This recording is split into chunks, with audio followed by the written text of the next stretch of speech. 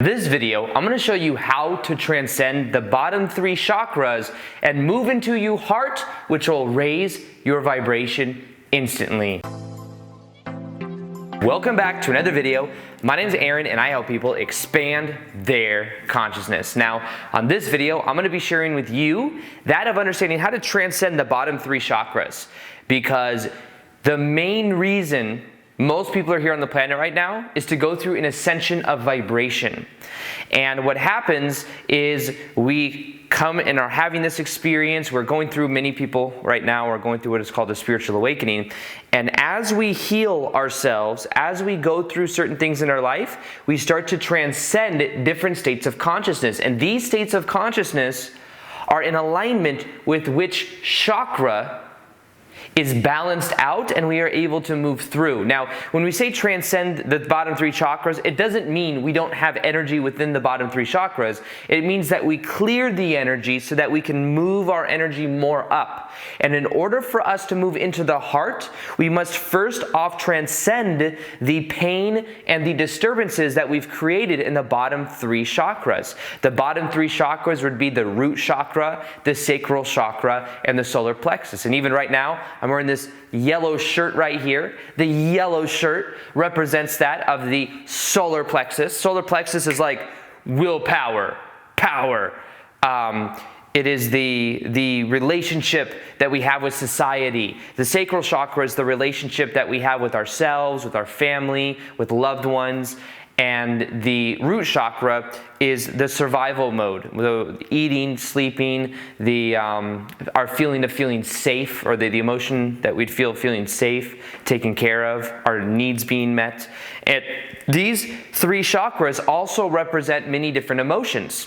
Sometimes we may have shame, we may have fear, we may have guilt. That will be lodged and causing disturbances within the bottom 3 chakras. And in order for us to move into our heart, to move and make this transition from 3 to the 4, we must go through the clearing of the bottom 3. Think of it like this as well. This is the way I look at the transcendence of chakras.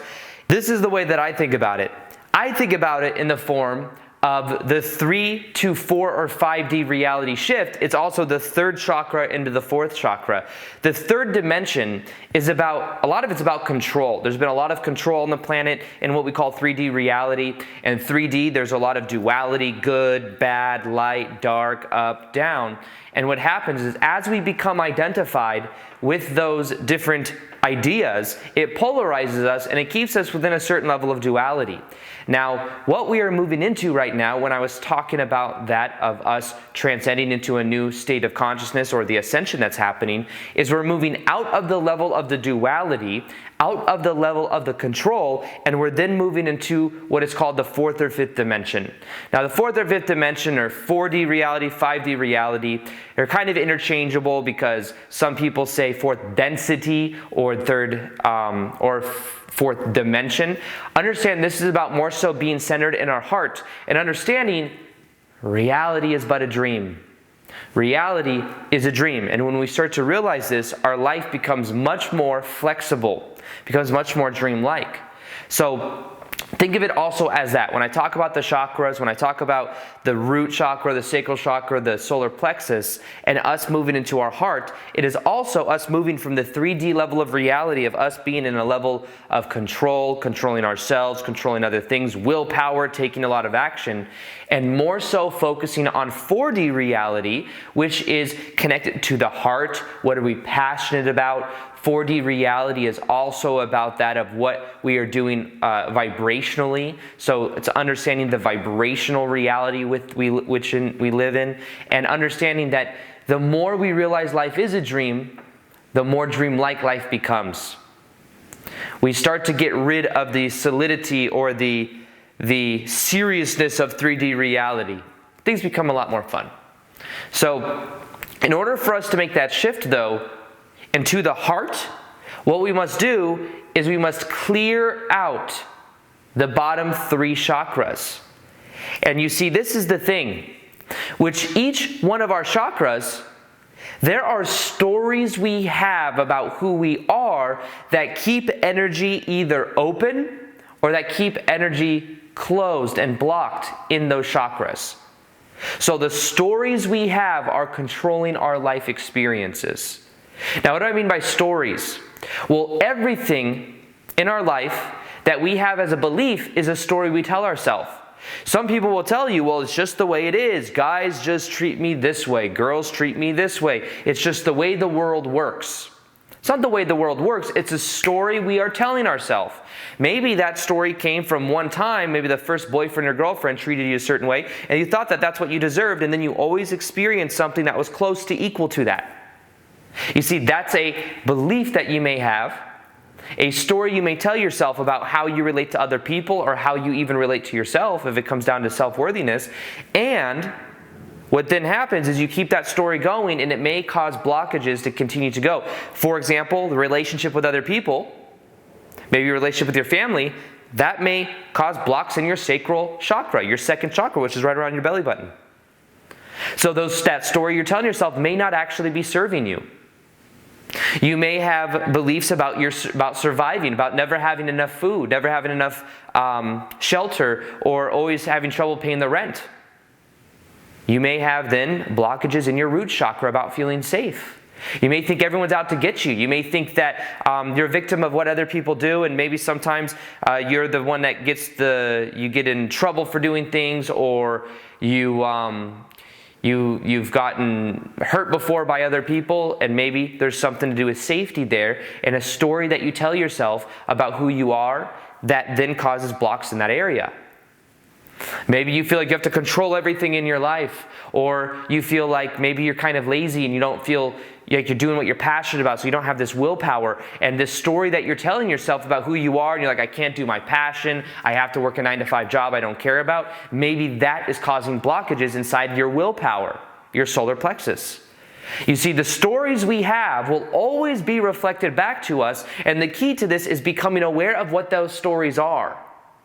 Because when we become aware of what those stories are, we take ourselves out of the autopilot mind. Until we do that, we'll be running the same things over and over and over again because we're not aware of it. We cannot change that which we do not know. And if we're in the autopilot mind, we will keep those stories on recycle. The key is to become aware of what those stories are. Your stories about relationships, your stories about you doing your passion for a living, your stories about survival, your stories about money, your stories about all these things, you're getting a one-on-one reflection to whatever those are. So might as well become aware of them, and then in the awareness of them, you can then choose something new. But that's why the key to this is understanding the waking up from the autopilot mind. Because most people are walking around in society only in the bottom 3 chakras. They're not actually getting to the upper ones because they can't move up because there's so much blockages in the bottom 3. They're staying tethered to the 3D reality. Duality, good, bad, light, dark. They're staying tied to it and they don't even know it. But the first step is becoming aware of what those stories are. What are your stories? What are your beliefs? What is your sense of worthiness? And here's the key. You must heal the bottom 3. Not just change it. You must become completely okay and grateful that it is there, the disruptions. Because in the awareness of it and allowing it to be there, you complete the past. You see, the reason a lot of times people will have a certain relationship that they're in, and they'll say, why do I always attract this kind of person into my life? And it's someone that they think they're worthy of, even if it's something that they don't prefer to experience. Because in the past, they may have had somebody they were around that treated them that way, and that's how they thought it worked. That's what they thought they had to do to be loved, so they're in that certain type of relationship, and then they're in a new relationship now, but they haven't healed the past. So they brought someone into their life that reflects back that past. You must heal the past and be completely okay with it. Some people will say, yeah, I forgave this person, but if there's even that bitterness underneath the, yeah, I forgave that person, then there's not really the forgiveness there, and that will cause an unconscious memory pattern of resistance. So the key is to heal the past. How do you heal the past? You heal the past by completing the past. Completing the past means that you feel these emotions. You do a visualization exercise. You feel the emotions. You imagine yourself in that painful situation you were in the past.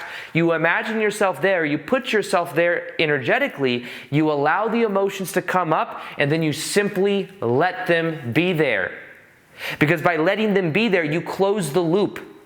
It's almost like when you have a bad dream and you're running away from something that's chasing you, but then you say, you know what, I'm going to stop running. You turn around, you stand there in front of whatever's chasing you, and what happens? It normally goes away. Because you've then faced it, you've completed it. You're no longer running. In the same way, you may have negative beliefs, negative thoughts, negative stories about relationships, and until you become okay with what happened in the past, how you were hurt in the past, until you realize that that may have actually served you. It served you because then you learned something from it. By knowing what you don't want, now you know what you do want. And you have these stories about everything. You may have had some time in the past when you were doing something and maybe your parents had trouble paying rent and you were afraid because you thought you may have to go live on the streets. Or you had to go live with some friends that you felt like there's so many people in a house. And then that caused a belief, a story about survival, about not having enough, about wondering, oh, is that around the corner? That uncomfortableness. But you see, the key is to actually visualize that experience, bring up the emotions and allow it to be there. And know that it served you because now you're so much more aware of what you do want. You're on top of things now. You see that it's leading you towards that. When it comes to willpower and control and solar plexus, you can see there's stories you may have about things that have happened in the past about you having to have control of everything. You can start to heal that and know that you can allow, you can let things happen. You can know that if you want to have good discipline, you just choose to do it. If you believe that you're lazy, then you can start to change that by understanding, when were you lazy in the past? What were you afraid would happen if you would have gone through boldly with what you wanted to do? You see, by bringing your attention to these stories that you have, you start to gain your power back. And then what you do is you heal those stories. You let them be there. You see how they served you. You may have known my story, but I had that of an ex-stepmom in my life between when I was 7 to 15 years old. That was abusive mentally, physically, and emotionally. And for many years, after my dad divorced her when I was 15, I went from not being allowed to do anything at all, having to work all day outside, locked into a certain part of the house, not having to sneak food in order to eat because I was so skinny I wasn't able to have food. And then what happened is after the 15 years old came around, my dad divorced her. All of a sudden, me and my brother were allowed to have friends again. We were allowed to go to school activities. We didn't have to work outside all day. There was no more physical abuse. And all of a sudden, we had this freedom, but I still felt resistance. And it was because I was still angry towards my ex-stepmom because of everything I went through. I felt like I didn't have a normal childhood. Wasn't able to have friends until 15 years old. And I had this story. Now what I had to do is I had to heal that story. I had to become aware of how I related to it. I had to allow it to be there. I had to feel the emotions and let it be there and then completely forgive, because then I saw that that led me to a spiritual awakening years later. And it actually became one of the most positive things that ever happened to me, because now I'm able to help so many people transform their negative pasts. But it happened from completing the past. And here's the thing. Even after that controlling ex-stepmom left my life, there was always someone in my life that reflected that personality back to me. I had an ex-girlfriend right after the stepmom thing. I was like 17 years old. I had a girlfriend for 3-4 years that was exactly like that almost. In different ways, but similar energy.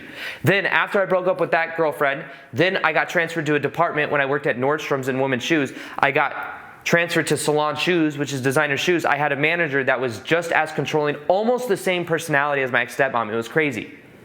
For years, tried to get her fired. All of the people in the department, because of the things that she would say, were just so off the wall, but she was protected by upper management. Within 2 weeks of meditating and learning and completing my past, which was about 2 or 3 years in, within 2 weeks of doing that, she got fired. Because I completed the past, I no longer needed that energy in my life. It was so synchronous the way that it works.